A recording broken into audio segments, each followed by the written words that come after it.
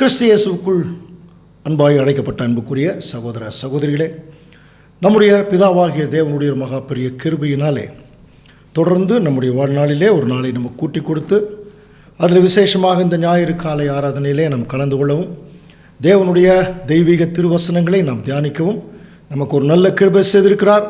பிதாவாகிய தேவனுக்கு நம்முடைய அன்பு ரட்சகர் மூலம் நம் துதிகளையும் ஸ்தோத்திரங்களையும் நாம் வேறெடுத்துக் கொள்வோம். இந்த பாடம் ஆரம்பிக்கிறதுக்கு முன்னாடி நம்முடைய இந்த கடைசி காலத்தில் இப்போ நடந்து கொண்டிருக்கிற நிகழ்ச்சிகளெல்லாம் நம்ம பார்த்துட்டுருக்குறோம். அன்புக்குரிய சகோதர சகோதரிகளை ரொம்ப முக்கியமாக நம்ம கவனிக்கணும்.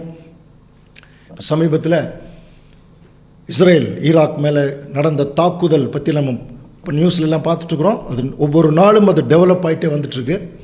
அதில் நம்ம கொஞ்சம் கவனிக்க வேண்டிய ஒரு பகுதி, அந்த Benjamin Netanyahu Israel prime minister operation rising lion என்கிற ஒரு பேரில் ஒரு மிகப்பெரிய தாக்குதலை நடத்தியிருக்கார் ஈரான் மேலே. அவர்களும் திரும்பி தாக்கியிருக்காங்க. பட் அந்த பேர் வைக்கிறதுக்கு என்ன காரணம் அப்படிங்கிறதுல ரொம்ப முக்கியமான ஒரு விஷயம் நம்ம கவனிக்கும்போது, அன்புக்குரிய சகோதர சகோதரர்களே, அவர் ஒரு வசனத்தை அவங்க பயன்படுத்தினதாக இன்றைக்கி நிறைய ஊடகங்களில் நிறைய போட்டே இருக்காங்க.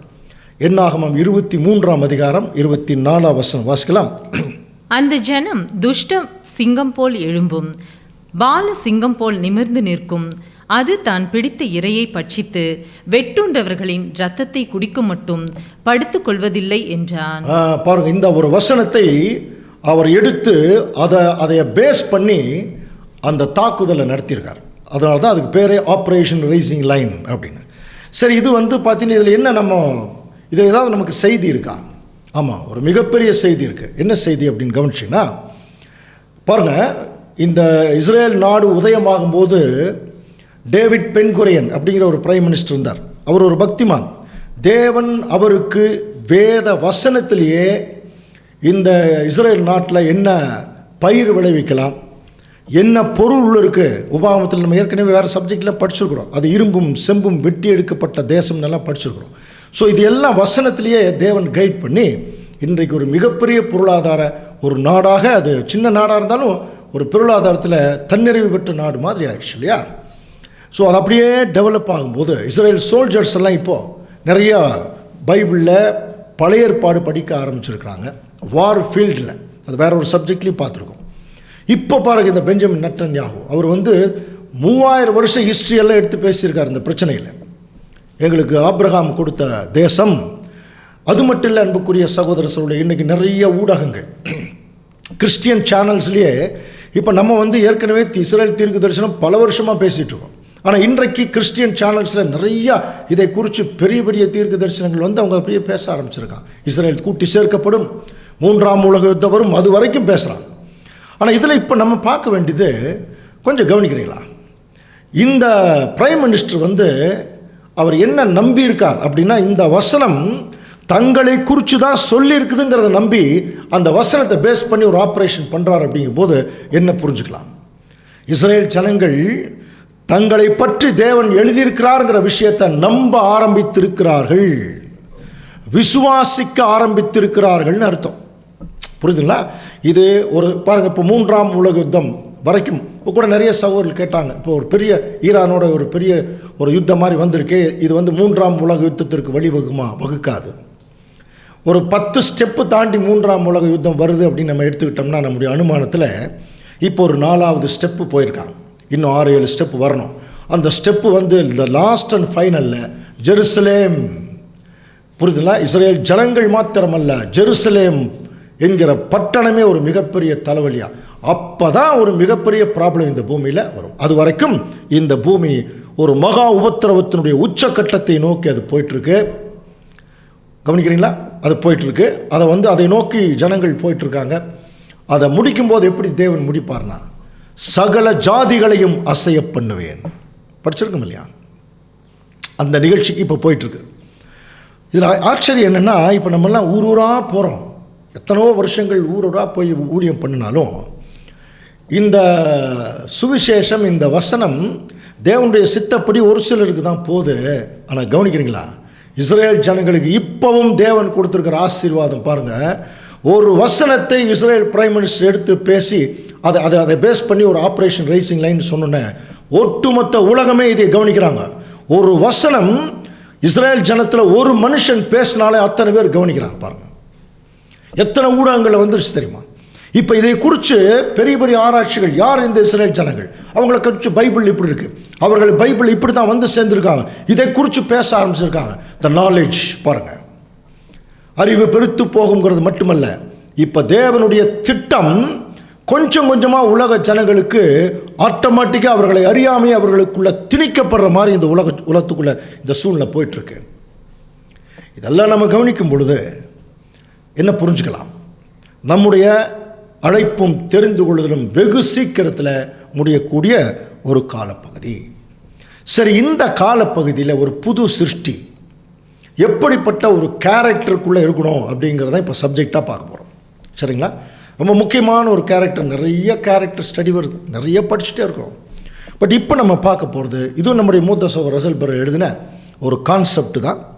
அதற்கு ஆதாரமாக நம்ம படிக்கலாம், வசனம் படிக்கலாம். அதற்கு முன்பாக அந்த பாடத்தினுடைய தலைப்பு தன்னை அடக்குகிறவன். இதுதான் அதனுடைய தலைப்பு. இந்த சந்தர்ப்பத்தில் இப்படி ஒரு சப்ஜெக்ட் தேவையா அப்படின்னு கேட்டால் கட்டாயமாக தேவை, கட்டாயமாக தேவை. அடங்க மாட்டேங்கிறாங்க, சொல்கிறாங்களே, அடங்கவே மாட்டேங்கிறாங்க, அடங்கு அப்படிங்கிறாங்க. ஸோ அப்போது இது வந்து மற்றவர்களை அடக்கிறதுல தான் பாருங்கள், இந்த போர் சண்டைகள் இதெல்லாம் கவனிச்சு பாருங்கள், மற்றவர்களை அடக்கிறதுல தான் இந்த ஆக்ரோஷம் வந்துட்டுருக்கு.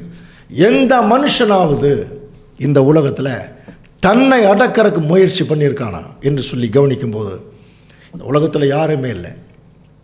ஒருவேளை இந்த அழைப்பையும் தெரிந்து கொள்ளுதலையும் புரிந்து கொண்ட புது சிருஷ்டிகளை தவிர அவங்களுக்கு தான் மற்றவர்களை அடக்கிறத விட தன்னை அடக்கிற ஒரு ப்ராக்டிஸ் இருக்கும். ஸோ இந்த பாடம் இப்போ கட்டாயமாக தேவனுடைய பிள்ளைகளாகி நமக்கு தேவை. ஸோ அதற்கு ஆதாரமாக நீதிமொழிகளின் புஸ்தகம் 25ஆம் அதிகாரம் 28ஆம் வசனம், தன் ஆவியை அடக்காத மனுஷன் மதிலிடிந்த பாலான பட்டணம் போல் இருக்கிறான். ரொம்ப முக்கியமான ஒரு வசனத்தில் இதை ஸ்டார்ட் பண்ணலாம். தன் ஆவியை அடக்காத மனுஷன் மதிலிழந்த பாலான பட்டணம் போல் இருக்கிறான். தன் ஆவியை அடக்கிறதுனா புரியுது இல்லையா? நம்மை வந்து அடக்கிறது, நம்முடைய இன்டென்ஷன், நம்முடைய குணங்கள், இதில் வந்து தவறான விஷயம் எல்லாத்தையும் கம்ப்ளீட்டாக சப்ரஸ் பண்ணுறது, அடக்கிறது.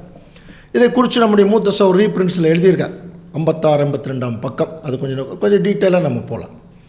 ஸோ இது வந்து எப்படி ஆரம்பிக்கிறார்னா, தன் ஆவியை அடக்காத மனுஷன் ஒரு மதில் இழந்த ஒரு பட்டணம். அப்போ நல்லா கவனிக்கலாம், ஒரு பட்டணம் இருந்துச்சுனாலே அது வந்து பாதுகாப்பாக இருக்கணும் அப்படின்னாலே அதுக்கு ஒரு மதில் சுவர் தேவை.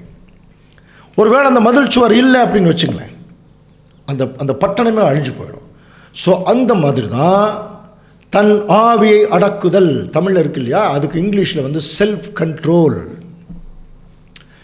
புதிய ஏற்பாட்டில் அந்த ஆவியின் கனிகள் அந்த லிஸ்ட்டில் வரும்போது அதுக்கு இச்சை அடக்கம்னு பேர். அந்த இச்சை அடக்கம்ங்கிறத நம்ம எப்படி அதிகமாக புரிஞ்சுக்கிட்டோம் அப்படின்னா, இச்சைனா அந்த ஆசை அல்லது ஒரு பாலியத்துக்குரிய ஆசை, அந்த மாதிரி ஒரு ஸ்திரியை நீங்கள் இச்சையோடு பார்த்தாலே அவளோட விபச்சாரம் பண்ணி ஆயிட்டுங்கிற வசனமெல்லாம் படிக்கிறோம் இல்லையா, அந்த மாதிரி அதை மட்டும் பார்த்தோம் அந்த இச்சை அடக்கம்ங்கிறது. ஸோ அது இன்னும் கொஞ்சம் எக்ஸ்ட்ரீமாக போனோம்னா எல்லா வகையிலையும் நம்மை அடக்கிறது, அதுதான் அந்த செல்ஃப் கண்ட்ரோல் அல்லது சுய கட்டுப்பாடு. சின்ன சின்ன விஷயத்தில் கூட நம்மளால் சில நேரங்களில் நம்ம சுயமாக அந்த கட்டுப்பாடு பண்ண முடியறது இல்லையா. திடீர்னு புசுன்னு கோபம், ஆசைகள், திடீர்னு பலவிதமான ஏமாற்றங்கள், இதெல்லாம் வரும் பொழுது நம்ம நார்மலாக இருக்கிற நிலைமையிலிருந்து எக்ஸ்ட்ரீமாக சில கேரக்டரை காட்டுறோம் இல்லையா, அதை அடக்கணும். நிதானம், அந்த நிதானம் இருக்கணும். அதில் என்ன இருக்குது? சாந்தம் இருக்குது, நீடிய பொறுமை இருக்குது, நிறைய கேரக்டர், இரக்கம், கிருபை எல்லாமே இருக்குது. இந்த ஒரு கேரக்டர் வந்து தேவனுடைய பிள்ளைகளுக்கு இப்போ லாஸ்ட் டேஸ் ரொம்ப ரொம்ப ரொம்ப ரொம்ப தேவை. காரணம், நம்மளை சுற்றிலும் பார்த்தீங்கன்னா நிறையா என்ன இருக்குது? நெருக்கங்கள், இடுக்கங்கள். அப்போஸ்தலனாகிய பவுல் சொன்ன மாதிரி எக்கச்சக்கமான நெருக்கங்கள், இடுக்கங்கள். நம்மளை நிம்மதியாகவே இருக்க விட மாட்டாங்க. குடும்பமாகட்டும், உலகமாகட்டும், வேலை செய்கிற இடத்துல ஆகட்டும், நம்முடைய சபையாகட்டும், கவனிச்சு பாருங்கள், பல சந்தர்ப்பங்களை ஏதாவது ஒரு வகையில் நமக்கு இடுக்கம், நெருக்கம் வரும் பொழுது நாம் வந்து நமக்கு என்ன சொல்கிறோம், நம்ம டெம்பர் லூஸ் பண்ணுறோம்னு சொல்கிறோம் இல்லையா, பிளட் ப்ரெஷர் அதுக்கு பேர். ஸோ அதை வந்து இழந்துடும். அதனால் தேவனுடைய பிள்ளைகளுக்கு வந்து முதல்ல இருக்க வேண்டிய ஒரு கேரக்டரே இந்த ஒரு செல்ஃப் கண்ட்ரோல், அடக்கம். அப்படி அடக்காத மனுஷன் ஒரு மதிலிழந்த பட்டணம் போல, ஒரு மதில் இழந்த பட்டணம் எப்படி இருக்கும் அப்படிங்கிறதுக்கு நம்முடைய ஆண்டவர் இயேசு கிறிஸ்து பழைய ஏற்பாட்டு காலத்திலேயே இஸ்ரேல் ஜனங்கள் மூலம் ஒரு தரிசனம் சகரியாவுக்கு கொடுக்குறார். நமக்கு ஏற்கனவே தெரியும் இல்லையா, சகரியா தீர்க்க தரிசன புஸ்தகத்தில் 2ஆம் அதிகாரம் கொஞ்சம் வாசிக்கலாம் பாருங்கள். 1ஆம் வசனம். நான் என் கண்களை ஏறெடுத்து பார்த்தபோது இதோ தன் கையிலே அளவு நூல் பிடித்திருந்த ஒரு புருஷனை கண்டேன். பாருங்க, நம்ம அளவு நூல் அவர் பார்க்குறார். அளவு நூல் பிடித்திருந்த ஒரு புருஷன் இருக்கார். உடனே இன்னொருத்தர் கேட்குறார், நீர் எவ்விடத்திற்கு போகிறீர் அப்படின்னு சொல்லும்போது அவர் சொல்கிறார், நான் எருசலேமுடைய நீளம் எவ்வளவு, அகலம் எவ்வளவுன்னு அளக்கிறதுக்கு போகிறேன் அப்படின்னா. உடனே என்னோட பேசின தூதன் புறப்பட்ட போது வேறொரு தூதன் அவரை சந்திக்கும்படி வந்து அவர் என்ன சொல்கிறார் பாருங்க. சகரியா 2ஆம் அதிகாரம் 4ஆம் வசனத்தில் இவனை அவர் நோக்கி, நீ ஓடி இந்த வாலிபடத்தில் சொல்ல வேண்டியது என்னவென்றால், எருசலேம் தன் நடுவிலே கூடும் மனுஷரின் திரளினாலும் மிருக ஜீவன்களின் திரளினாலும் மதிலில்லாத பட்டணங்கள் போல வாசஸ்தலமாகும். கொஞ்சம் கவனிக்கிறீங்களா? அந்த வசனம் கொஞ்சம் புரிந்து கொள்றதுக்கு ஏதுவாக கொஞ்சம் கடினமாக இருக்கும். ரொம்ப சிம்பிளாக சொல்லணும்னா, ஒரு மனுஷன் வந்து ஒரு தூக்கு நூல் தூக்கிட்டு வரார். எருசலேம் பட்டணத்தினுடைய நீளம் அகலம் இருந்தால் தானே ஒரு பில்டிங்கே நீள அகலம் இருந்தால் தானே அதை அளக்க முடியும், உயரம் அளக்க முடியும். அவர் எடுத்துகிட்டு வர்றார். அப்போ இன்னொருத்தர் சொல்கிறார், நீங்கள் அளக்க முடியாது, ஏன்னா அந்த பட்டணத்துக்கு மதிலே இல்லைன்ட்டார். ஸோ மதில் இல்லாத பட்டணத்தை எப்படி அளக்க முடியும் இல்லைங்களா? அப்போது என்ன ஆயிடுச்சு, அந்த மதில் இல்லாத பட்டணம் வந்து மதிலே இல்லை அப்படின்னா அது யார் வேணாலும் அவர்களை தாக்கலாம், யார் வேணாலும் அவர்களை எவ்வித அச்சுறுத்தலுக்கும் உள்ளாக்கலாம். பாருங்கள், இந்த மாதிரி ஒரு பில்டிங் இருந்துச்சுன்னா இது எப்படி அளக்கிறது? இப்போ இதை வந்து அவர் சொல்கிறார், நீங்கள் போகிறீங்க, அது மதிலில்லாத பட்டணம் ஆயிடுச்சு. அப்போது எருசலேமை அளக்கிறதுக்கு ஒருத்தர் வர்றாரு தூக்கு நூல் எடுத்துகிட்டு. ஆனால் அவருக்கு என்ன நியூஸ் வருதுன்னா, நீங்கள் அவர் அளக்க முடியாதுங்க, அது மதில் இல்லாத பட்டணம் போல் பாழான வாசஸ்தலம் ஆயிடுச்சு, அது பாழாக போயிடுச்சுங்கிற. உடனே அதுக்கு ஆன்சர் கொடுக்குறாரு பாருங்கள். சகரியா 2ஆம் அதிகாரம் 5ஆம் வசனம். நான் அதற்கு சுற்றிலும் அக்கினி மதிலா இருந்து அதன் நடுவில் மகிமையாக இருப்பேன் என்று கர்த்தர் சொல்லுகிறார். பாருங்க, அதோட நிறுத்தல அவர், நான் அதற்கு சுற்றிலும் அக்கினி மதிலா இருந்து அதன் நடுவிலே நான் என்னவா இருப்பேன், மகிமையா இருப்பேன். அக்கினியில் மதில் பார்த்துருக்கீங்களா இல்லையா? செவுத்தில் வந்து சவுறு மதில் பார்த்துருக்கோம். அக்கினியிலேயே ஒரு மதில் இருந்துன்னா எப்படி இருக்கும்? அப்போது அந்த அக்கினி மதில்ங்கிறது என்ன அப்படிங்கிறத கொஞ்சம் நம்ம குறித்து கவனிக்கும் போது முதல்ல என்ன கவனிக்கணும், இந்த எருசலேமை அளக்க வந்தவர் யார், அவர் கையில் இருந்த தூக்கு நூல் எதை குறிக்கும் புரியுதுல்ல? அவர் வரும்போது அந்த பட்டணமே இடிஞ்சு போச்சு. எருசலேம் அப்படின்னாலே நமக்கு தெரியும் இல்லையா? அப்போ முதல் எருசலேம் அப்படின்னாலே அது யாரை தான் குறிக்கும்னு படிச்சுருக்கணும், இஸ்ரேல் ஜனங்கள். ஸோ அவர்களை ஒரு தூக்கு நூல் எடுத்துகிட்டு நியாயப்பிரமாணத்தினுடைய காரியங்கள் கொஞ்சம் கவனித்து பார்த்தீங்கன்னா ஒரு தூக்கு நூல் எடுத்துகிட்டு வரார். இப்போ அவர் வர்றவர் யாருன்னு சொல்லி கவனிச்சின்னா ஆண்டவர் இயேசு கிறிஸ்து தான். அந்த முதல் வருகையில் ஆண்டவர் இயேசு கிறிஸ்து என்ன செய்கிறாருன்னா ஒரு தூக்கு நூல் எடுத்துகிட்டு வந்தார் இஸ்ரேல் ஜனங்களை அளப்பதற்கு. அதான் எருசலேம் அளக்கிறதுக்கு வரார். ஸோ அந்த தூக்கு நூல் கூட நமக்கு நல்லா தெரியும், பைபிளில் நமக்கு தெளிவாக வசனம் படிச்சிருக்கிறோம். எது தூக்கு நூல் பாருங்கள், ஏசாயா 28ஆம் அதிகாரம் 17ஆம் வசனம். நான் நியாயத்தை நூலும் நீதியை தூக்கு நூலுமாக வைப்பேன், பொய் என்னும் அடைக்கலத்தை பாருங்க. அப்போ நான் நியாயத்தை நூலும் நீதியை தூக்கு நூலுமாக வைப்பேன் அப்படின்னு சொல்லி, அப்போ ஆண்டவர் இயேசு கிறிஸ்து அவர்களுக்கு என்ன பண்ணார்னா ஒரு நியாயப்பிரமாணம் அப்படிங்கிற ஒரு நூல் எடுத்துட்டு வந்து அவர்களை அளக்க வந்தார். கவனிக்கிறீங்களா?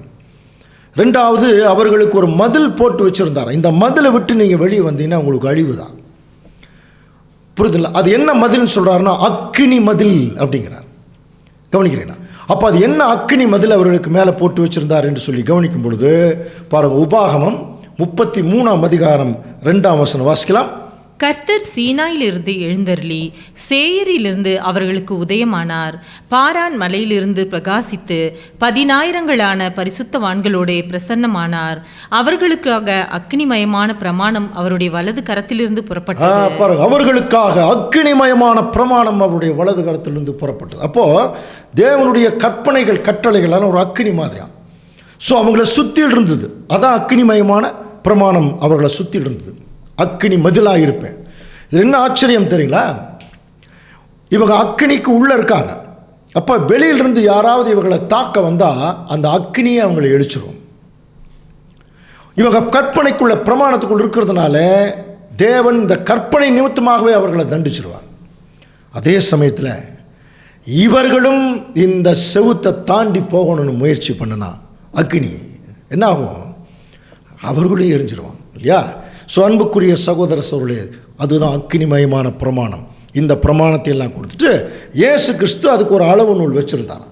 அந்த அளவு நூல் எடுத்துகிட்டு வர்றார். என் கற்பனைக்கும் இந்த பிரமாணத்துக்கு இவங்க சரியாக இருக்காங்களா அப்படின்னு பார்க்க வந்தார். ஆனால் அந்த பட்டணமே இடிஞ்சு போச்சு. நமக்கு தெரியும், இஸ்ரேல் ஜனங்கள் முதல் வருகையிலேயே அவர்களுடைய வாழ்க்கை பாழா போச்சு டோட்டலாக. அதனால தான் அப்போவே இன்னொரு பட்டணத்துக்கு தேவன் ஒரு அழைப்பை கொடுத்தார். நமக்கு நல்லா தெரியும் அன்புக்குரிய சகோதர சகோதரர்களே, அது என்ன பட்டணம்? சகரியா 2ஆம் அதிகாரம் 7ஆம் வசனம். பாபிலோன் குமாரத்தின் இடத்தில் குடியிருக்கிற சியோனே உன்னை விடுவித்துக் கொள். அடுத்த வசனமே அதுதான். பாபிலோன் குமாரத்தின் இடத்தில் குடியிருக்கிற சியோனே உன்னை விடுவித்துக்கொள். இந்த இடத்துல சியோனுங்கிறது நமக்கு தெரியும், திருச்சபை தான். ஆனால் இந்த திருச்சபை எந்த காலத்துக்குரிய திருச்சபைன்னு கவனிக்கும் பொழுது டோட்டலாக ஆண்டவர் இயேசு கிறிஸ்து காலத்திலிருந்து 7 சபைகளின் காலத்தில் வாழக்கூடிய திருச்சபை இது சொல்லாது. அந்த வசனமே பாருங்கள், பாபிலோனின் குமாரத்தினிடத்தில் குடியிருக்கிற சியோனே. அப்படின்னா அந்த பாபிலோன் குமாரத்திங்கிறது எப்போ வந்தது? 6ஆம் சபையினுடைய காலம் இல்லையா? அதுக்கப்புறம் 7ஆம் சபையினுடைய காலத்தில் தான் என் ஜனங்களே அவளை விட்டு வெளியே வாங்க சொன்னார் இல்லையா? அப்போ இது யாரை குறிக்குதுன்னா, விசேஷமாக கடைசி கால 7ஆம் சபையினுடைய காலத்தில் உயிரோடு வாழக்கூடிய திருச்சபை அவங்களுக்கு தான் சொல்கிறார். அப்போ அவங்களுக்கு ஒரு அழைப்பை கொடுத்துட்டார். ஏற்கனவே ஒரு பட்டணத்துக்கு அக்னிமயமான பிரமாணம் கொடுத்தார். அது அவங்களை எரிச்சிருச்சு. ஏன்னா அந்த பிரமாணத்தை விட்டு அவங்க வெளியே போயிட்டாங்க. இப்போ வேறொரு பட்டணத்துக்கு அழைப்பு கொடுக்குறார். மாம்ச இஸ்ரேல் ஜனங்கள், ஆவிக்குரிய இஸ்ரேல் ஜனங்கள். இப்போ என்ன சொல்கிறாருன்னா, சியோனே உன்னை விடுவித்துக்கொண்டு சொல்லிட்டு பிற்பாடு மகிமை உண்டாகும்னு சொல்லி கடைசியாக அந்த வசனம் எப்படி முடிக்கிறார்னா, உங்களை தொடுகிறவன் அவருடைய கண்மணியை தொடுகிறான். நம்ம அந்தி கிறிஸ்து சப்ஜெக்டில் லாஸ்ட்டாக தான் முடிப்போம் இல்லையா? அப்போ தேவனுடைய கிறிஸ்து கண்ணு குலுக்கிற மணி தான் நாமலாம். அதான் சொல்கிறார், உங்களை தொடுகிறவன் என்னுடைய கண்மணியை தொடுகிறான். இதற்கு ஈக்குவலாக ஒரு வசனம் அப்போஸ்தலனாகிய பவுல் கொலோசியர் 3ஆம் அதிகாரத்தில் படிச்சிருக்கலாம். 2ஆம் வசனம் 3ஆம் வசனம் அப்படியே படிச்சிங்கன்னா, நீங்கள் மரித்தீர்கள், உங்கள் ஜீவன் கிறிஸ்துவுடனே தேவனுக்குள் மறைந்திருக்கிறது அப்படின்னு சொல்லுவார். அப்போ பாருங்கள், இப்போ நம்ம கிறிஸ்துங்கிற கூட்டுக்குள்ளே வந்துட்டோம். ஒரு புது சிருஷ்டி. இது எல்லாமே புது சிருஷ்டிக்கு தான் பொருந்தும். அந்த கூட்டுக்கு மேலே இன்னொரு கூடு தேவன். அப்போ நம்மளை யாராவது தாக்கணும்னா முதல்ல யார் தான் தாக்கணும்? தேவனை அடிக்கணும். அதுக்கப்புறம் கிறிஸ்துவை தாக்கணும். அதுக்கப்புறம் தான் யார் தாக்கணும்? முடியுமா? வாய்ப்பே இல்லை இல்லையா? அது எதற்கு குறிக்குது என்று சொல்லி கவனிக்கும்போது தேவன் நமக்கு கொடுத்திருக்கிற மகா பெரிய அழைப்பினுடைய உறுதி. எவ்வளோ கஷ்டம் வந்தாலும் நான் உன்னுடனே இருக்கேன், அந்த மாதிரி ஒரு உறுதியை அங்கே கொடுக்குறார். ஆனால் ஒரு ஒரு ஒரு கண்டிஷன் இருக்குது அன்புக்குரிய சகோதர சகோதரி. அவர்களுக்கு எப்படி அது அக்னிமயமான பிரமாணம் கொடுத்தாரோ அதே அக்னிமயமான பிரமாணம் தான் நமக்கு இருக்குது. ஆனால் அவங்களுக்கு நியாய பிரமாணம். நமக்கு என்ன பிரமாணம்? அன்பின் பிரமாணம். இதுவும் ஒரு அக்னி மாதிரி தான். நல்ல கவனிங்க, திருச்சபையின் பிள்ளைகளுக்கு இன்றைக்கி இதே அக்னிமயமான பிரமாணம் தான் இருக்குது. சில வசனங்கள் படிக்கிற முடியும். ஆவியிலே அனலாயிருங்கள், ஆவியின் கனிகள் எல்லாம் படிக்கிறோம் இல்லையா? சேம். இந்த பிரமாணத்துக்குள்ளே இருக்கிற வரைக்கும் தான் நமக்கு பாதுகாப்பு. இந்த பிரமாணத்தை விட்டு வெளியே போயிட்டோம்னா இஸ்ரேல் ஜனங்கள் மாதிரி தான் நமக்கு. எபேசியர் 3ஆம் அதிகாரம் 18ஆம் வசனம் வாசிக்கலாம். சகல பரிசுத்தவான்களோட கூட கிறிஸ்துவினுடைய அன்பின் அகலமும் நீளமும் ஆழமும் உயரமும் இன்னதென்று உணர்ந்து பாருங்க, இருளின் அந்த வசனம் எப்படின்னு படிக்கிறோம். சகல பரிசுத்தவான்களோட கூட கிறிஸ்துவுடைய அன்பின் அகலம், நீளம், ஆழம், உயரம். இதுக்கு நிறைய விளக்கம் பார்த்துட்டோம். இதுக்கு நமக்கு தேவை அன்புல நீளம், ஆழம், உயரம் எல்லாம் இருக்கு இல்லையா? அப்போது ஒரு டீப் லவ். அதுக்கு விளக்கம் ஏற்கனவே பார்த்தோம். அன்பினுடைய உயரம் தேவன் இல்லையா? தேவன் கிறிஸ்து உயரமாக இருக்கான் மேலே. ஆழம் நமக்கு கீழே இருக்கிற உலக ஜனங்கள். நீளம் தூரத்தில் இருக்கிற சகோதரன், பக்கத்தில் இருக்கிற சகோதரன், நம்ம சபை மக்கள், அந்த மாதிரி. ஸோ இதுக்கு ஒரு டீப் லவ் இருக்குது. இதை எப்படி சொல்கிறாருன்னா, அறிவு கெட்டாத அந்த அன்பை அறிந்து கொள்ள வல்லவர்களாகவும் தேவனுடைய சகல பரிபூரணத்தாலும் நிறையப்படவும் அவர் தமது மகிமையுடைய ஐஸ்வர்யத்தின்படியே உங்களுக்கு அனுகிரகம் பண்ண வேண்டும் என்று வேண்டிக் கொள்கிறேன். அப்போ அன்புக்குரிய சகோதர சூழலே, எதுக்காக இந்த வசனங்களை விட பார்க்கறது தெரியுமா? அன்பின் பிரமாணத்துக்குள்ளே இருக்கக்கூடிய தேவனுடைய பிள்ளைகளுக்கு இருக்க வேண்டிய முக்கியமான கேரக்டர் அடங்குதல். புரியுதுங்களா?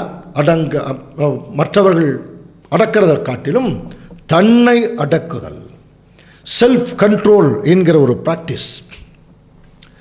இந்த ப்ராக்டிஸ் எப்படி வரும் அப்படிங்கிறதுக்கு நம்முடைய மூத்த சகோதரர் சின்ன உதாரணம் கொடுக்குறார். ஒருத்தர் ஒரு கண்ணுக்குட்டியை வளர்த்துறாராம். அவர் ஒரு எக்ஸசைஸ் பண்ணுறார், ஜிம் மாதிரி போயிட்டுருக்கார். எக்ஸசைஸ் பண்ணும்போது தன்னுடைய உடல் வலிமையை காத்துக்கொள்றதுக்கு அந்த கண்ணுக்குட்டியை தூக்கி பழகிறார். டெய்லி தூக்குறார். டெய்லி தூக்குறாரு. நாளாக தூக்கிட்டே தான் இருக்கார். ஆனால் அது நாளாக அந்த கன்றுக்குட்டி காளையாக வளர ஆரம்பிச்சிருச்சு. காளையாக வளர்ந்த போதும் சில நேரத்தில் நம்ம எப்படி யோசனை பண்ணலாம் அப்படின்னா, கண்ணுக்குட்டியாக இருந்தபோது தூக்கிட்டார், இப்போ காளையாக இருக்கும்போது அதை தூக்கி இருக்கிறதுக்கு வாய்ப்பு இல்லை அப்படிங்கிற மாதிரி நம்ம சிந்திப்போம். ஆனால் அவர் என்ன அந்த கருத்து கொடுக்குறாருன்னா, அவர் தூக்கி பழகி அது காளையாகும்போது கூட அதை தூக்கிட்டார். தன்னை அடக்குதல் ப்ராக்டிஸ் கூட இப்படி தான் இருக்கும் அப்படிங்கிறார். தேவனுடைய பிள்ளைகள் ப்ராக்டிஸ் இப்படி தான் பண்ணணும். அடக்கிற ப்ராக்டிஸ் பண்ணுமா, அடங்குற ப்ராக்டிஸ் இல்லை. ஏதாவது ஒரு அதிகமான கோபம், அதிகமான ஆசை, அதிகமான ஏதாவது ஆன்சைட்டி எல்லாம் சொல்கிறோம் இல்லையா, அப்படியெல்லாம் வரும்போது அந்த ஆசைகள் இதெல்லாம் நம்ம கொஞ்சம் அடக்கி பழகணுமா தேவனுடைய பிள்ளைகள். அப்படி அடக்கி பழகும்போது தான் தேவனுடைய பிள்ளைகள் ஆண்டவர் இயேசு கிறிஸ்துவை போல மாற முடியும். இயேசு கிறிஸ்து பரலோகத்திலிருந்து தன்னுடைய முழு அந்த எல்லா ஆசைகளை எல்லாத்தையும் அடக்குனதுனால தான் இந்த பூமியில் வெறுமையாக இந்த பூமியில் பிறந்திருக்காருன்னு படிச்சிருக்கோம். அப்படின்னா இந்த அடங்குதல் நமக்கு அடங்குதல் இருக்கு இல்லையா, இது எங்கேருந்து ஆரம்பிக்கும்? நம்ம அடக்கி பழகிற ப்ராக்டிஸ் இருக்குல்ல, அது எங்கேருந்து ஆரம்பிக்கும், எங்கேருந்து ஸ்டார்ட் பண்ணலாம் அப்படின்னா, நம்முடைய மூத்த சகோதரர் அதுக்கு ஒரு அருமையான விளக்கம் கொடுக்குறார். நமக்கு அதை குறித்து நிறைய சில கருத்து வேறுபாடுகள் கூட வரலாம். அவர் கொடுக்குற விளக்கம் என்னென்னா, இந்த அடங்கிறது எங்கிருந்து ஆரம்பிக்கிறதுனா, முதல்ல வீடு, மனைவி, குழந்தைகள், இங்கே தான் நமக்கு அந்த அடங்கிற ப்ராக்டிஸே வரணுமா. அப்படின்னா மனைவிக்கு அடங்கி நடக்கிறதா அப்படிங்கிற ப்ராக்டிஸ் இல்லை, மனைவி மூலம் வரக்கூடிய நிறைய அச்சுறுத்தல்கள், நெருடல்கள் வரும், குழந்தைகள் மூலம் வரக்கூடிய தொந்தரவுகள் இதெல்லாம் வரும். அப்போ வரும்போது நம்ம நம்முடைய மனதை மிக நிதானத்தோடு அடக்கி வைத்து பழக வேண்டும். இதிலிருந்து ஆரம்பிக்குமா. ஏன்னா நம்ம அதிக நேரம் சில இப்போ நம்ம பாருங்கள், சாயங்காலம் அடுத்த நாள் காலையில் வரைக்கும் குடும்பத்தோடு தான் இருக்கக்கூடிய சூழ்நிலை இருக்கும். அப்படி இருக்கிற சூழ்நிலையில் தேவனுடைய பிள்ளைகள் முதல்ல எங்கே தங்களுடைய அடக்கும் அந்த தன்மையை எங்கே ப்ராக்டிஸ் பண்ணால், முதல்ல வீட்டில் தான். இது சகோதரிகள் எல்லாருமே நம்ம அதை அக்செப்ட் பண்ணணும்னு நினைக்கிறோம் இல்லையா. ஏன்னா வீட்டில் எக்கச்சக்கமான டார்ச்சர் இருக்கும் நமக்கு. சில நேரத்தில் சத்தியத்தில் இல்லாத மனைவி, சத்தியத்தில் இல்லாத கணவன், சத்தியத்தில் இல்லாத குழந்தைகள், அவங்க மூலம் நிறைய சில டார்ச்சர்லாம் வரும் பொழுது, அப்போ நம்ம சில நேரத்தில் நம்ம கொஞ்சம் சகிச்சு போகிறோம் இல்லையா. அந்த சகிப்பு தன்மைக்கு பேர் தான் அடங்குதல். அந்த சகிச்சு போகக்கூடியன்னா நம்ம எத்தனை பேர் கூட போராட்டம் இருக்குன்னு படிச்சிருக்கிறோம். எபேசியர் 6:12 படிச்சிருக்கோம் இல்லையா. மாம்சத்தோடும் இரத்தத்தோடும் அல்ல, துரைத்தனங்களோடும் அதிகாரங்களோடும் இப்பிரபஞ்சத்தின் அந்தகார லோகாதிபதிகளோடும் வானமண்டலங்களில் உள்ள பொல்லாத ஆவிகளின் சேனைகளோடும் நமக்கு போராட்டம் உண்டு படிச்சிருக்கோம் இல்லையா. ஸோ அப்போ இப்படிப்பட்ட ஒரு மகா பெரிய போராட்டம் நமக்கு இருக்குது. அப்போ இந்த போராட்டத்தில் நம்ம அதிகபட்சமாக நம்முடைய இருதயத்தின் சிந்தனையில் இருக்கக்கூடிய நிதானத்தை இழக்கிறத ரொம்ப அதிகமான இருக்கும். இந்த நிதானம் முதல் இழந்த நிலைமையில் யார் இருந்தது என்று சொல்லி கவனிக்கும் பொழுது, அந்த ஒரு சரியான புரிந்து கொள்ளுதலின் தன்மை போயிடும். நிதானத்தை இழந்துட்டோம்னா புரிந்து கொள்ளுதலின் தன்மை போயிடும்.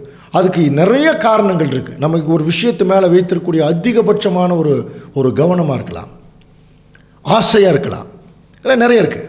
அப்படி இருக்கும் பட்சத்தில் நிதானத்தை இழந்து தன்னுடைய நிலைமை என்ன என்பதை பார்க்காத ஒரு மனுஷனை பற்றி நம்முடைய சாலமோன் எழுதின புஸ்தகங்களில் படிக்கலாம். நீதிமொழிகளின் புஸ்தகத்தில் நம்ம ஏற்கனவே படிச்சிருக்கிறோம். நீதிமொழிகள் 24:30 வாசிக்கலாம். சோம்பேறியின் வயலையும் மதியினுடைய திராட்சை தோட்டத்தையும் கடந்து போனேன், இதோ அதெல்லாம் முள்ளுக்காடாய் இருந்தது. நிலத்தின் முகத்தை காஞ்சோரி மூடினது. அதன் கச்சுவர் இடிந்து கிடந்தது. இவர் ஒரு நாள் ஏற்கனவே வேற ஒரு திராட்சை தோட்டங்கிற சப்ஜெக்ட்ல படிச்சிருக்கணும். பட் இருந்தால் கூட இதை நம்ம ஞாபகப்படுத்திக்கலாம். பாருங்க, சோம்பேறியின் வயலையும் மதியினுடைய திராட்சை தோட்டத்தையும் கடந்து போனேன். அப்போது ஒரு சோம்பேறிக்கு உடைய வயலில் திராட்சை தோட்டத்துக்கு போனால் எப்படி தான் இருக்கும்? அது முள்ளுக்காடாக தான் இருக்கும். காரணம் என்ன? அவன் ஒரு சோம்பேறி. அப்போது ஒரு திராட்சை தோட்டத்தினுடைய ஓனர் என்ன செய்யணும்? அதுக்கு தண்ணி பாய்ச்சணும் இல்லையா, கவாத்து வெட்டணும், அதை கவனிச்சுட்டே வரணும், அதை டெய்லி பார்க்கணும் இல்லையா. இது எல்லாம் நம்ம கவனிக்காம விட்டுட்டாலே என்ன ஆகிடும்? அந்த தோட்டமே என்ன ஆகிடும்? அது ரொம்ப பாழாக போயிடும் இல்லையா. அப்போ இங்கே ஒருத்தர் சோம்பேறியை பற்றி பேசுகிறார். சோம்பேறியின் வயல் மதியினுடைய திராட்சை தோட்டம். பார்த்தா அது எல்லாம் முள்ளுக்காடாயிடுச்சு. இந்த எதுக்காக இந்த வசனத்தை நம்ம எடுக்கிறோம்னா, நிலத்தின் முகத்தை காஞ்சொரி மூடினது, அதன் கற்சுவர் இடிந்து கிடந்தது. அதுக்காக தான். அப்போ அங்கே கூட ஒரு சுவர் இருந்திருக்கு. இப்போ இந்த சோம்பேறியாக இருந்ததுனால அந்த சுவரே என்ன ஆயிடுச்சுன்னா இடிஞ்சு போச்சான். இதை பார்த்து அதை கண்டு சிந்தனை பண்ணினேன், அதை நோக்கி புத்தி அடைந்தேன் அப்படிங்கிறார். அதுக்குரிய விளக்கம் நம்ம ஏற்கனவே ஒரு தடவை பார்த்துருக்கோம். சோம்பேறியின் வயல் மதியினுடைய திராட்சை தோட்டம். இதை திருவிலியம் பைபிளில் அதுக்கு ஒரு அருமையான விளக்கம் இருக்குது. ஏன்னா நம்ம புராட்டஸ்டன்ட் பைபிளில் கொஞ்சம் புரிந்து கொள்கிற கஷ்டமாக இருக்கும். நீதிமொழிகள் 24:32 பாருங்கள். அதை நான் பார்த்ததும் சிந்தனை செய்தேன், அந்த காட்சி எனக்கு கற்பித்த பாடம் இதுவே அப்படிங்கிறான். அப்போது இந்த சோம்பேறியின் வயல் மதியினுடைய திராட்சை தோட்டத்துக்குள்ளே நான் போகும்போது எனக்கு ஒரு நல்ல பாடம் கிடைச்சிது. என்ன பாடமா? இன்னும் சிறிது நேரம் தூங்கு, இன்னும் சிறிது நேரம் உறங்கு, கையை முடக்கி நீ படுத்திருந்தினா வறுமை உன் மீது வழிப்பறி கல்வனைப் போல பாயுங்கிறார். ஏழ்மை நிலை உன் போர்வனைப் போல உன்னை தாக்கும். இதைத்தான் நம்முடைய புராட்டஸ்ட் பைபிளில் இன்னும் கொஞ்சம் உறங்கட்டும், இன்னும் கொஞ்சம் கை முடக்கி நித்திரை செய்யட்டும் என்பாயோ. கவனிக்கிறீங்களா? அப்போ யார் இந்த முதல்ல கனி கொடுப்பதற்காக, அதான் திராட்சை தோட்டம், அதுக்குரிய வேலையை செய்கிறதுக்காக ஒரு மனுஷன் கையில் ஒரு திராட்சை தோட்டத்தை தேவன் கொடுத்தார். அவன் என்ன ஆயிட்டான்னா தூங்கிட்டானா. புரியுதுங்களா? சோம்பேறி ஆயிட்டான் அப்படின்னு சொல்கிறார். யார் இந்த சோம்பேறி? முதல் தேவனுக்கென்று கனி கொடுக்கிற வேலைக்காக தேவன் ஏற்படுத்தின ஒரு மனுஷன். நமக்கு நல்லா தெரியும் சோம்பேறி ஆதாம். கவனிக்கிறீங்களா? ஆதாம் தான் இந்த சோம்பேறி. அப்படின்னா இவர் பண்ணின மிஸ்டேக் என்ன? தனக்கு கொடுத்திருந்த அந்த கனி, தானே கனி கொடுக்கணும், அதை டெவலப் பண்ணியிருக்கணும். ஆனால் என்ன பண்ணிட்டார்னா அதை சரியாக கவனிக்காமல் விட்டுட்டார். அவருக்கு சுற்றிலும் ஒரு மதில் இருந்தது, ஒரே மதில் தான். என்ன மதில் தெரியுமா? அந்த பழத்தை சாப்பிட வேண்டாம், அதுதான் மதில். ஒரே கற்பனை. அந்த ஒரு கற்பனை என்ன பண்ணிட்டார்? இடிச்சிட்டார். அதுக்கு என்ன காரணம்? அலர்ட்னஸ் ரொம்ப முக்கியம். இதுக்கு ஒரு அனுமானம் சொல்லுவாங்க அன்புக்குரிய சகோதரர் சொல்லி. இப்போது ஆதாம் ஏவாள் 2 பேர் இருக்காங்க. சாத்தான் என்கிற பிரதான தூதனை கம்பெனினாக கொடுத்துருக்கார். எதுக்கு? அந்த பழத்தை சாப்பிடாமல் பார்த்துக்கோ அப்படின்னு சொல்லி தான் அந்த ஆதாமுக்கு ஏவாளுக்கும் நல்ல கம்பெனி கொடுக்குறதுக்காக தேவன் அங்கே சாத்தான் என்கிற தூதனை வச்சுருந்தார். அவனுக்கு காலப்போக்கில் மேட்டிமை வந்தது, அதுக்கெல்லாம் நமக்கு விளக்கம் தெரியும்.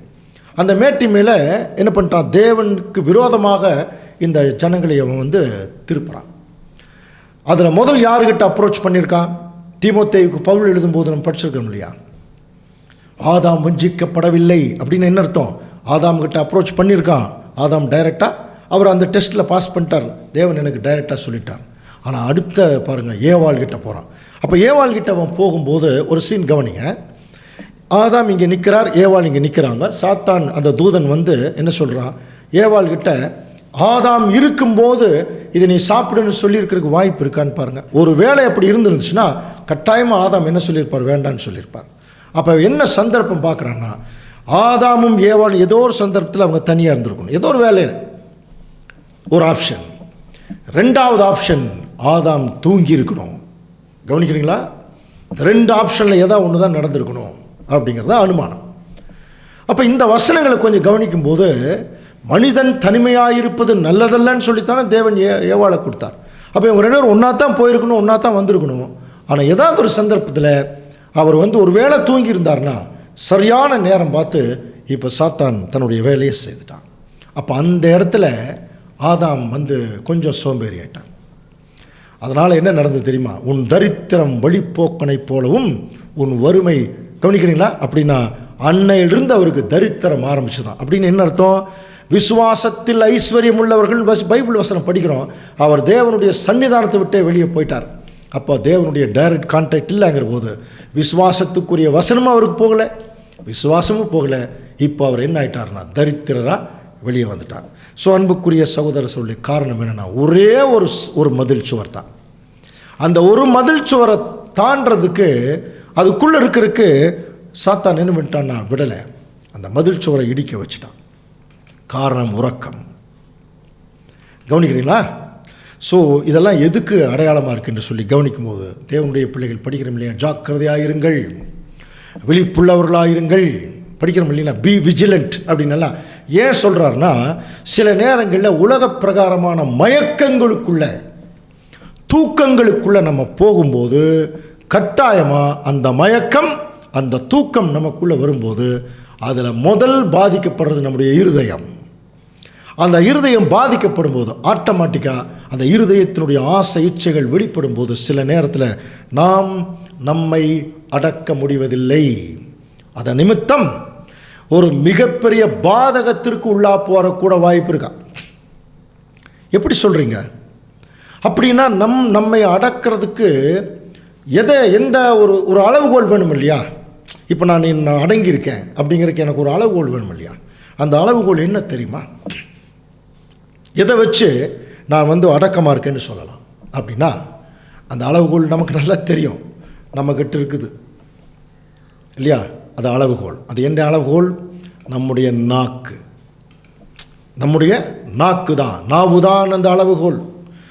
யாக்கோபு சைக்காலஜிக்கல் ஒரு அருமையான பாயிண்ட் கொடுக்குறார். யாக்கோபு 3:2 வாசிக்கலாம். நாம் எல்லாரும் அநேக விஷயங்களில் தவறுகிறோம்.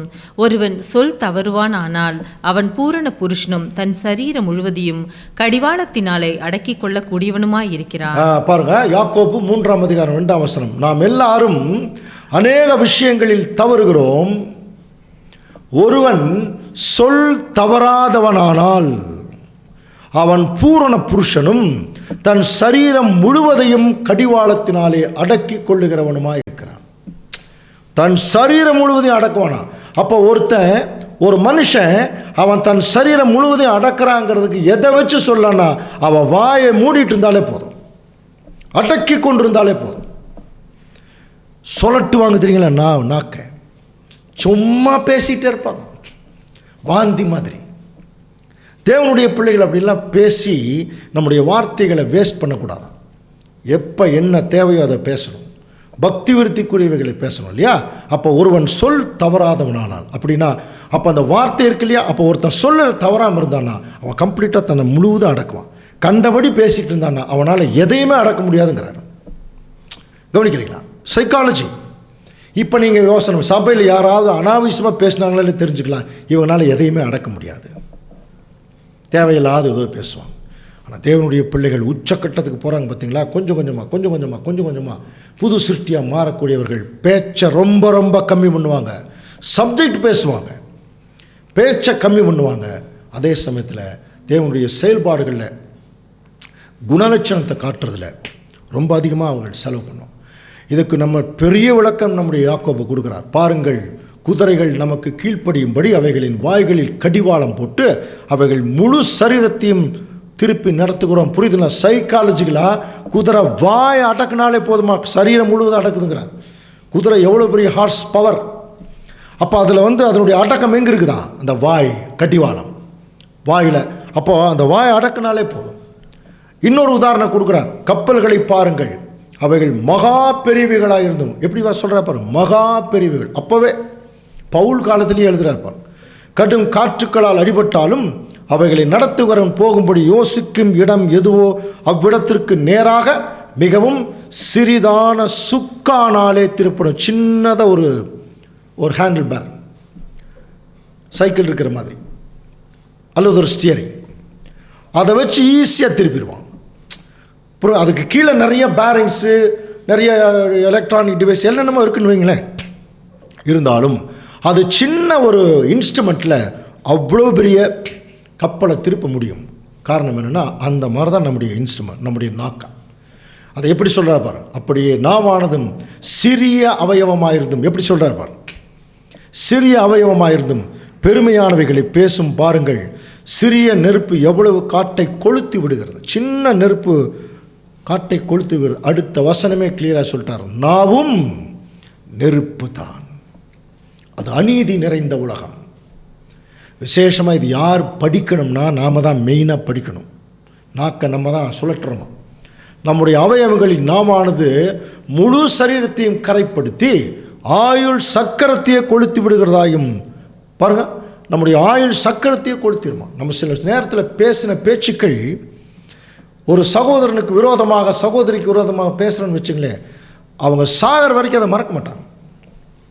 அதனால தான் யாருக்கு விரோதமாகவும் பேசக்கூடாதுன்னு பைபிள் சொல்லுது.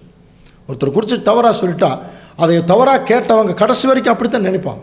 அவங்களோட ஆயுள் சக்கரமே பாருங்கள் என்ன ஆகிடுது, ரொம்ப மோசமாகிடுது இல்லையா. அப்போது நம்ம ஒரு மகா பெரிய பாதகத்தை நம்முடைய நாவினாலே நம்ம என்ன செய்கிறோம். அதுக்கு முதல்ல அடக்க வேண்டியது நம்முடைய நாவு தான். புரியுதுங்களா? ஏன்னா அது நெருப்புங்கிறார். இந்த படத்தை பாருங்கள், நாக்கே எப்படி இருக்கு, நெருப்பு மாதிரி இருக்குது. சரி, நெருப்பு அணைக்க முடியாதா? முடியாதா? அணைக்க முடியும். ரொம்ப சிம்பிள். நெருப்பு எதில் அணைக்கலாம்? தண்ணீரில் அணைக்கலாம். கரெக்டா? இப்போ நம்முடைய நாக்கு நெருப்பு மாதிரியா நிறைய டைமு சிலருடைய வாழ்க்கையவே கொளுத்தி விட்டு அவர்கள் சத்தியத்திலே இல்லாதபடி போயிடுச்சு. நிறைய பேர் அப்படித்தாங்க பண்ணுறாங்க, பக்குவம் இல்லாதவங்க. யாரையோ பற்றி தவறாக பேசி பேசி பேசி போய் அவங்களுடைய வாழ்க்கையே அவங்க சத்தியத்துக்குள்ளே இல்லாமல் போயிடுது இல்லையா. அப்போ இதை அணைக்கணும் அப்படின்னா அதுக்கு என்ன வேணும்? தண்ணி வேணும். நமக்கு தெரியும் இல்லையா, உபாகமம் 32ஆம் அதிகாரம் 2ஆம் வசனம், மழையானது இளம் பயிரின் மேல் பொழிவது போல என் உபதேசம் பொழியும், பனித்துளிகள் புல்லின் மேல் இறங்குவது போல என் வசனம் இறங்கும். பாருங்க, மழையானது, இதெல்லாம் வசனம் நமக்கு தெரியும். தேவனுடைய உபதேசம், அவருடைய டாக்டரின். இந்த தண்ணி இருந்தால் புரியுதுங்களா, அணைச்சிடலாம். தண்ணி இருந்தால் அணைச்சிடலாம். அதனால தான் எபேசியருக்கு பவுல் எழுதும்போது மணவாட்டி குறித்து சொல்கிறார் இல்லையா, அதை திருவசனத்தை கொண்டு தண்ணீர் முழுக்கினால் சுத்திகரிக்கிறதற்கும் படிக்கிறோம் இல்லையா. அப்போ தண்ணி வேணும். அப்போ நமக்கு நிறைய தண்ணி வேணும். நம்மளை அடக்கிறதுக்கு இந்த நாவு நெருப்பு இருக்கு இல்லையா, இது எல்லாத்தையும் கொளுத்திடும். இது அடக்கிறதுக்கு நமக்கு தண்ணி ஊற்றிட்டே இருக்கணும். எங்கே? அதனால தான் அன்புக்குரிய சகோதர சகோதரி, உடம்பை குளிர்ச்சி பண்ணுறதுக்கு என்ன பண்ணுறோம்? தண்ணி குடிக்கிறோமா? அந்த தண்ணி எது வழியாக போகுது? நாக்கு வழியாக போகுது. நாக்கில் அந்த சுவை நரம்புகளுக்குள்ளே போய் நம்முடைய அந்த சலைவான்னு சொல்கிறோம் இல்லையா, எச்சிலோடு சேர்ந்து அந்த தண்ணி உள்ளே போகும்போது தான் அது கெமிக்கல் ரியாக்ஷன் உள்ளுக்குள்ளே அந்த குளிர்ச்சி ஏற்படுது. அப்போ தேவனுடைய பிள்ளைகளை ரொம்ப ஜாக்கிரதையாக நம்ம கவனிக்கணும். இன்னும் முடிக்கல பாருங்கள், சகல விதமான மிருகங்கள், பறவைகள், ஊரும் பிராணிகள், நீர் வாழும் ஜந்துக்கள் ஆகியவைகள் யாவும் இவைகளின் சுபாவம் மனுஷ சுபாவத்தால். பாருங்கள், மனுஷன் ரொம்ப சின்னதாக இருக்கான், அடக்கிறான். பாருங்கள், யானையவே அடக்கிறான், சிங்கத்தை அடக்கிறான். எதை அடக்க முடியல? நாக்க அடக்க முடியல. அதனால தான் சொன்னார், நெருப்பு அநீதி நிறைந்த உலகம், நாவை அடக்க ஒரு மனுஷனாலும் கூடாதுங்கிறார். அது அடங்காத பொல்லாங்குள்ளதும் சாவுக்கு ஏதுவான விஷம் நிறைந்ததுமாக இருக்கிறது. அதனால நாம் பிதாவாகிய தேவனை துதிக்கிறோம். தேவ சாயலின்படி உண்டாக்கப்பட்ட மனுஷனை அதிலேயே என்ன பண்ணுறான்? சபிக்கிறோம். பாருங்க, அதிலே யாக்கோபு 3:10 வாசிக்கலாம். துதித்தலும் சபித்தலும் ஒரே வாயிலிருந்து புறப்படுகிறது. என் சகோதரரை இப்படி இருக்கலாகாது. இதை தாங்க சொல்றார், நீ இப்படி இருக்கக்கூடாது. நீங்க பேசினா ஆசீர்வாதமான வார்த்தைகளை பேசுங்க, மற்றவர்களை குறித்து நல்ல காரியங்கள் பேசுங்க, சத்தியங்களை பேசுங்க. பாருங்க, ஆபிரகாமை குறித்து பேசுங்க, ஈசாக்கை குறித்து பேசுங்க, யாக்கோபை குறித்து பேசுங்க, தாவீதை குறித்து பேசுங்க. கவனிக்கிறீங்களா? பக்கத்து வீட்டு ஆபிரகாமை குறித்து பேசாதீங்க. தேவன் எடுத்தார் பாருங்க ஆபிரகாம், அவரை குறித்து பேசுங்க. புரியுதுங்களா? அடுத்த வீட்டு தாவீதை குறித்து பேசாதீங்க. பைபிளில் சொன்ன தாவீதை குறித்து பேசுங்க. ஆண்டவர் இயேசு கிறிஸ்துவை குறித்து பேசுங்க, பேதுருவை குறித்து பேசுங்க, பவுலை குறித்து பேசுங்க. அப்படியெல்லாம் பேசினா சபித்தல் வரவே வராதுங்க, துதித்தல் தான் வரும். நம்ம உலக பிரகாரமாக என்னைக்கு பேசுகிறோமோ, கோவப்படுறோமோ, ஆசைப்படுறோமோ, அப்பெல்லாம் இந்த வார்த்தைகள் உள்ள வந்துடும். புரியுதுங்களா? இன்றைக்கி நிறையா பெயர் சபையில் பாஸ்டர்கள்லாம் சில நேரம் அவங்களுக்கு விரோதமாக வச்சா தேவன் அவங்கள வந்து பார்த்துக்குவார் அப்படிம்பாங்க. தேவன் பார்த்துக்குவார்னா இவங்களுக்குள்ளே என்ன நினைக்கிறாங்களோ அவங்க அழிச்சிடணும் இல்லையா? அந்த மாதிரி சிந்தையே தேவனுடைய பிள்ளைகளுக்கு இருக்கக்கூடாது. அது சபிக்கிறதுக்கு அடையாளம். நம்ம மற்றவர்களை தவறாக பேசுகிறதே சபித்தலுக்கு அடையாளம் தான். அதில் மாற்றமே கிடையாது. தேவனை குறித்து தவறாக பேசிடுமா? கிறிஸ்துவை குறித்து பேசுமா? இந்த சிறியரில் ஒருவனுக்கு எதை செய்தீர்களோ அதை எனக்கே செய்தீர்கள் இருக்கா? அப்போது நம்ம சகோதரனை குறித்து ஏதோ தவறாக நாக்கில் பேசிட்டோம்னா அதுக்கு யாருக்கு விரோதமானது? அவர்களை அழைத்த தேவனையும் அவருடைய குமாரனையும் சபிக்கிற மாதிரி. அடக்கணும் நாவை. தேவனுடைய பிள்ளைகள் வந்து ஒரே வாயில் இது துதித்தலும் சபித்தலும் நடந்துடக்கூடாது. அன்புக்குரிய சகோதரர் சொல்ல, அதனால தான் இதை குறித்து சங்கீதக்காரன் எழுதும்போது ஒரு துன்மார்க்கனை பார்த்து சொல்கிறார். சங்கீதம் 50:16 வாசிக்கலாம். தேவன் துன்மார்க்கனை நோக்கி, நீ என் பிரமாணங்களை எடுத்துரைக்கவும் என் உடன்படிக்கையை உன் வாயினாலே சொல்லவும் உனக்கு என்ன நியாயம் உண்டு? துன்மார்க்கனுக்கு அந்த வாய்ப்பு இல்லை இல்லையா? ஆனால் அந்த வசனம் ஏன் துன்மார்க்கனை நோக்கின்னு இருக்கு? அவன் சன்மார்க்கனாக இருந்திருக்கான், அப்போ நல்லா பேசியிருக்கான், அதுக்கப்புறம் அவன் துன்மார்க்கன் ஆகிட்டான். இப்போ தேவன் சொல்கிறார், உனக்கு துன்மார்க்கனானதுக்கப்புறம் நீ தேவனோட உடன்படிக்கை சொல்கிறதுக்கு உனக்கு சான்சஸ் இல்லை. உனக்கு என்ன நியாயம் இருக்குது? நீ சிக்ஷையை பகைக்கிற, என் வார்த்தைகளை உனக்கு பின்னாக எரிந்து போடுகிற. சில பேர் வந்து ஜட்ஜ்மெண்ட் கொடுப்பாங்க ஜனங்களுக்கு. இல்லைங்க, பைபிள் வசனம் எப்படி சொல்லுங்க, வசனத்தை ஓரமாக வைங்க அப்படிமா இல்லையா? வசனத்தை பின்னாக எரிந்து போடுகிறாய். நீ திருடனை காணும்போது அவனோட ஒருமித்து காண்பிக்கிறாய். இந்த திருடன் யார் தெரியுங்களா? மனுஷரை திருடுவாங்க பாருங்க. சத்தியத்திலேயே இருக்கிறாங்க நிறைய பேர். உலகப்பிரகாரமான விபச்சாரக்காரரோடும் உனக்கு பங்குண்டு. உன் வாயை பொல்லாப்புக்கு திறக்கிறாய், உன் நாவு சற்பனையை பிணைக்கிறது. நீ உட்கார்ந்து உன் சகோதரனுக்கு விரோதமாய் பேசி பாருங்க, உன் தாயின் மகனுக்கு அவதூறு உண்டு பண்ணுகிறாய். எதில் பேசுகிற? வாயில. உன் சகோதரனுக்கு விரோதமாய். யார் உன் சகோதரன்? நம்ம 2 பேரும் ஒரே தாய்க்கு பிறந்தவர்கள், ஆண்டவர் இயேசு கிறிஸ்துவுக்கு. அப்போ நான் என் சகோதரன் நான் வந்து விரோதமாக பேசினேன், என் தாயை நான் பழிக்கிற மாதிரி இல்லையா? அதை தாங்க சொல்கிறார். உன் தாயின் மகனுக்கு நீ அவதூறு உண்டு பண்ணுகிறாய். இவைகளை நீ செய்யும் போது நான் மௌனமாக இருந்தேன், உன்னைப் போல நானும் இருப்பேன் என்று நினைவு கொண்டாய். பாருங்க, ஆனாலும் நான் உன்னை கடிந்து கொண்டு அவைகளை உன் கண்களுக்கு முன்பாக ஒவ்வொன்றாக நிறுத்துவேன். எப்படி முடிக்கிறார் பாருங்க, தேவனை மறக்கிறவர்களே. அப்போ யார் தேவனை மறக்கிறார்களோ அவர்கள் தங்கள் வாயிலே புறம் கூறுவார்கள், தவறாக பேசுவார்கள். இந்த நாக்கை அடக்க மாட்டாங்க, இந்த நாக்கை சொல்லட்டுவாங்க. ஆனால் என்ன சொல்கிறார் பாருங்க, தேவனை மறக்கிறவர்களே இதை சிந்தித்துக் கொள்ளுங்கள், இல்லாவிட்டால் நான் உங்களை பீறி போடுவேன், ஒருவனும் உங்களை விடுவிப்பதில்லை என்றார். ஒரே வசனத்தில் ஜட்மெண்ட் தேவன் கொடுக்குறார். அன்புக்குரிய சகோதரர் சொல்ல, அப்போ தேவனுடைய பிள்ளைகள் எப்படி இருக்கணும்? அடங்கணுமா இல்லையா? சில பேர் பயங்கர கோபம், அந்த வயிறாக்கி வச்சுக்கிட்டே இருப்பான். ஆனால் யாக்கோபு நமக்கு எழுதுறாரு பாருங்க, அதுலேயே அந்த வசனம், இந்த யாக்கோபு 3ஆம் அதிகாரம் முழுவதுமே நமக்கு அது ஒரு பெரிய கவுன்சிலிங் தான். வாசிக்கலாம். யாக்கோபு 3:14. உங்கள் இருதயங்களில் கசப்பான வைராக்கியத்தையும் விரோதத்தையும் வைத்தீர்களானால் நீங்கள் பெருமை பாராட்டாதிருங்கள், சத்தியத்திற்கு விரோதமாக பொய் சொல்லாமலும் இருங்கள். உங்கள் இருதயத்தில் நீங்கள் கசப்பான வைராக்கியம் எல்லாம் வச்சுக்காதீங்கிறார். இப்படிப்பட்ட ஞானம் பரத்திலிருந்து இறங்கி வருகிற ஞானம் இல்லை, அது லௌகீக சம்பந்தப்பட்டது, உலக பிரகாரமானது. ஜென்ம சுபாவம். சில பேர் சத்தியத்துக்குள்ளே வருவாங்க, அந்த ஜென்ம சுபாவமே மாறாது. அந்த கோபம், ஆக்ரோஷம், பல எல்லாத்தையும் தவறாக பார்க்கறது, குறை கூடுறது, இந்த ஜென்ம சுபாவத்திலே இருப்பாங்க. அது எதுக்கு அடுத்ததுன்னா பேய்த்தனத்துக்கு அடுத்ததுன்னு சொல்கிறார். இப்போ தேவனுடைய பிள்ளைகளுக்குள்ள இந்த கசப்பான வைராக்கியம் வரக்கூடாது. வைராக்கியம் விரோதமும் எங்கே உண்டோ அங்கே கலகம் கட்டாயமாக இருக்கும், சகல துர்ச்சையும் அங்கே இருக்கும். ஆனால் பரத்திலிருந்து வருகிற ஞானமும் அப்படின்னு என்ன அர்த்தம்? தேவன்கிட்டிருந்து வரக்கூடிய அந்த கேரக்டர், அந்த ஞானம் முதலாவது சுத்தமாக இருக்கும், பின்பு சமாதானம், சாந்தம், இணக்கம், இரக்கம், நற்கனிகள் நிறைந்ததாயும் பட்சபாதம் இல்லாதாயும் கடைசியில் எப்படி முடிச்சிட்டாருன்னா மாயமற்றதாக இருக்கும். இப்படிப்பட்ட கேரக்டர் நமக்குள்ளே வரணும்னா நாம் நம்மை அடக்கி பழகணும். Self control. ஸோ அது எப்படி அந்த செல்ஃப் கண்ட்ரோலை ப்ராக்டிஸ் பண்ணலாம் அப்படிங்கிறதுக்கு 3 உதாரணங்கள் நமக்கு பைபிளில் கொடுக்கப்பட்டிருக்கு. ஒன்று, ஒரு போர்ச்சேவகன். கவனிக்கிறீங்களா? நீயும் கிறிஸ்து இயேசுவுக்கு நல்ல போர்ச்சேவகனாய் தீங்கு அனுபவி படிக்கிறோம் இல்லையா? அப்போ ஒரு போர்ச்சேவகன் ஒரு வார் ஃபீல்டு இருக்கும்போது தன்னுடைய எல்லா விதமான ஆசை போக்குவரத்து எல்லாத்தையும் அடக்கி போராடுறதுக்கு தான் ரெடியாக இருக்கணும். அவன் வேறு எதுலேயுமே தன்னுடைய மனசை செலுத்தக்கூடாது. அதுக்கு ஒரு உதாரணம் சொல்கிற பாருங்க. 2 தீமோத்தேயு 2:4 தண்டில் சேவகம் பண்ணுகிற எவனும் தன்னை சேவகம் எழுதி கொண்டவனுக்கு ஏற்றவனாய் இருக்கும்படி பிழைப்பு கெடுத்த அழிவுகளில் சிக்கிக்கொள்ள மாட்டான். பாருங்க, தண்டில் சேவகம் பண்ணுறது தெரியுமா? மிலிட்ரி.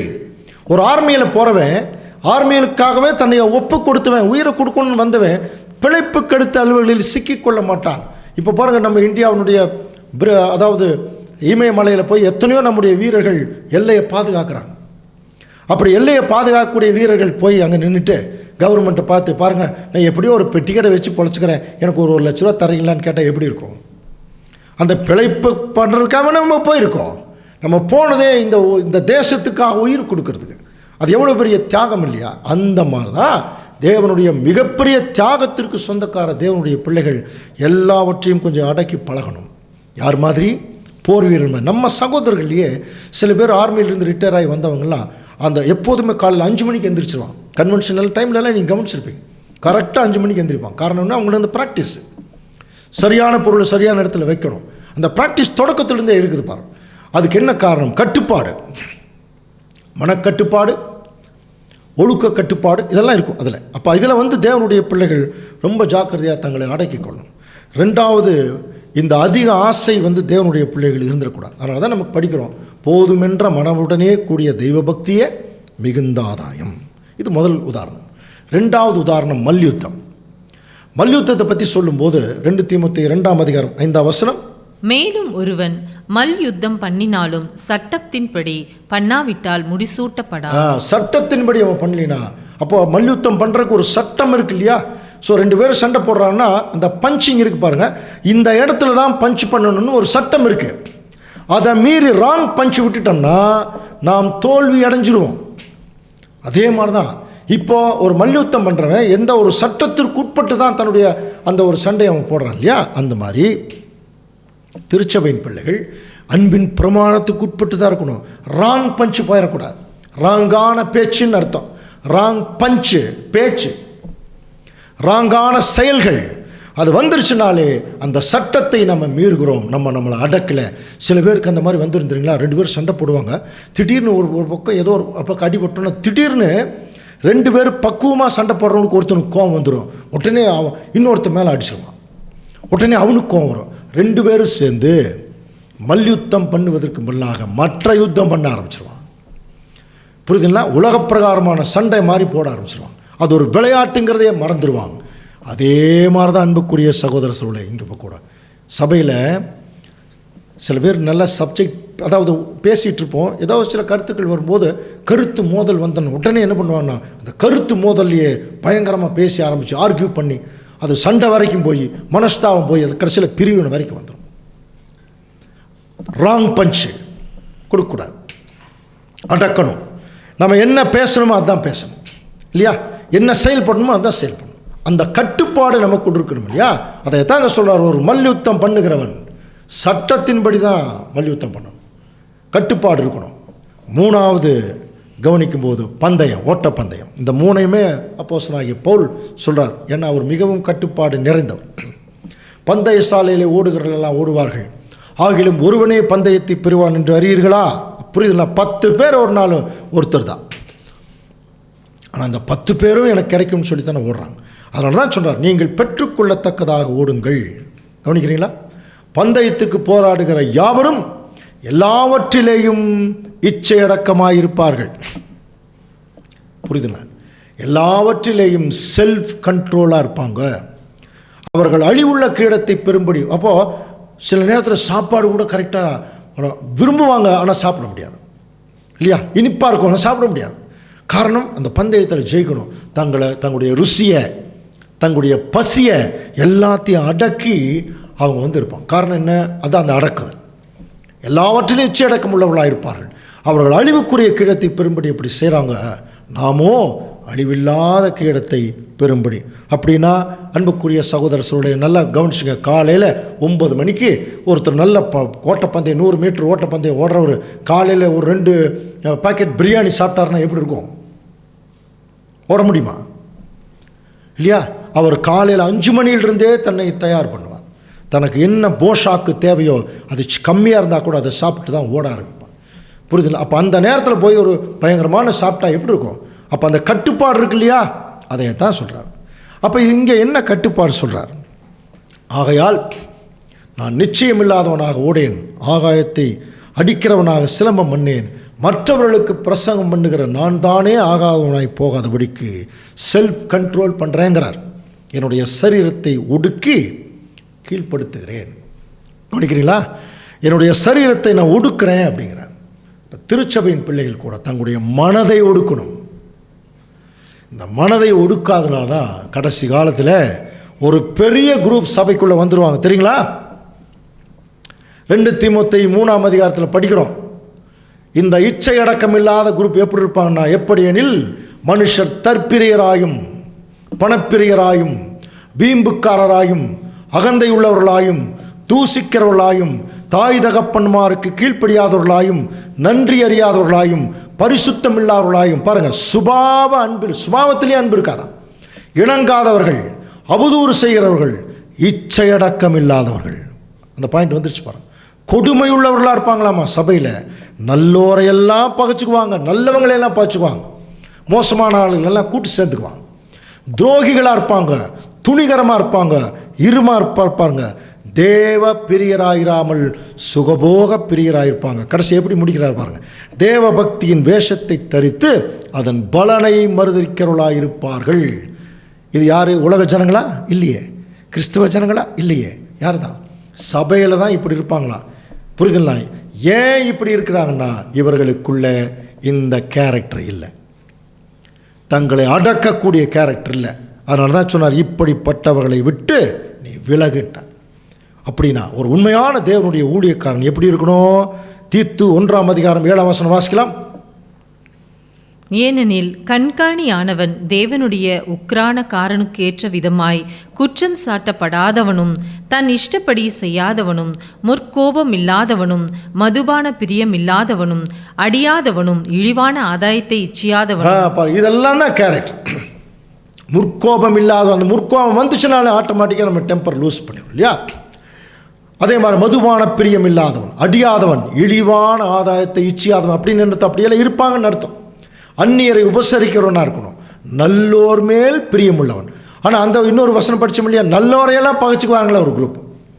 தெளிந்த புத்தி உள்ளவனும் நீதிமானும் பரிசுத்தவானும் இச்சையடக்கம் உள்ளவனும் தன்னை கண்ட்ரோல் பண்ணுறவனாக இருக்கணும். அவன் தான் எப்படி இருப்பார்? ஆரோக்கியமான உபதேசத்தினாலே புத்தி சொல்லவும் எதிர்பேசுகிறவளை கண்டனம் பண்ணவும் வல்லவனமாக இருக்கும்படி தான் போதிக்கப்பட்டதற்கேற்ற உண்மையான வசனத்தை நன்றாய் பற்றி கொள்ளுகிறவனுமாய் இருக்க வேண்டும். ரொம்ப ரொம்ப முக்கியம். ஒரு உண்மையான தேவனுடைய புது சிருஷ்டி எப்படி இருப்பான்னா, தான் சொன்ன வசனத்துக்கு முதல் அவன் சாட்சியாக இருப்பான். அப்போ இச்சை அடக்கம் உள்ளவனாக இருக்க வேணும்னு ஒரு வசனம் வந்துச்சுனாலே அப்போ அவங்க எப்படி இருப்பாங்க? தங்களை அடக்கிறவளாக இருப்பாங்க, மற்றவங்களை அடக்கிறவங்களாக இருக்க மாட்டாங்க.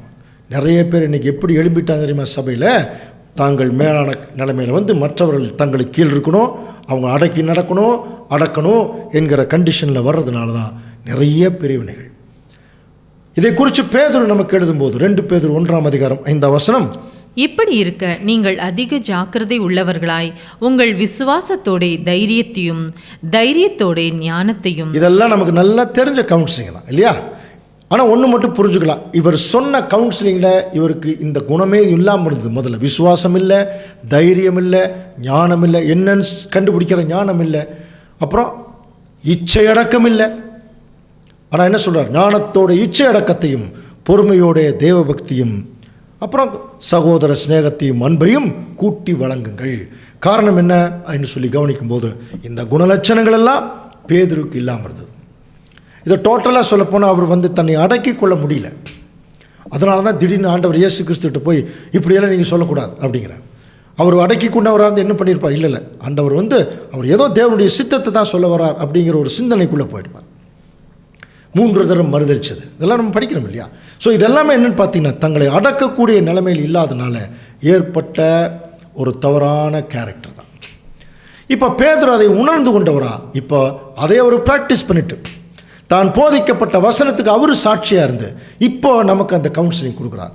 இது எல்லாம் நீங்கள் சேர்த்து வழங்குங்கள். தேவ பக்தியோடைய சகோதர ஸ்நேகத்தையும் சகோதர சிநேகத்தோடைய அன்பையும் கூட்டி வழங்குங்கள். இப்போ 8ஆம் வசனம் எப்படி முடிக்கிறார்? வாசிக்கலாம்.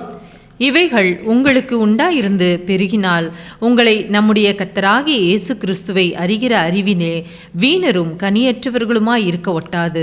நீங்கள் கனி கொடுக்காமல் இருக்க மாட்டீங்கன்ட்ட.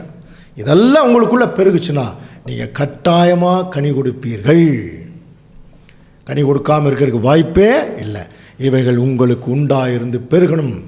அப்போ சொல்லும்போது விசுவாசத்தோடைய தைரியத்தோட ஞானம், அப்படியே முக்கியமான பாயிண்ட்டுக்கு வரும்போது இச்சையடக்கம் அப்படிங்கிற ஒரு வார்த்தை சொல்கிறார் பாருங்க. செல்ஃப் கண்ட்ரோல் இது நமக்குள்ளே உண்டாக இருந்துச்சுன்னா நம்ம கட்டாயமாக கனி கொடுப்போம். கனி கொடுக்கக்கூடிய எல்லா தேவ பிள்ளைகளும் கிறிஸ்துவுடைய சபையாக மாறுவதற்கான வாய்ப்புகள் தேவன் கொடுக்கிறார். தேவன் தாமே இந்த வசனங்களை நமக்கு ஆசீர்வாதமாக்கி தருவாராக. ஆமென்.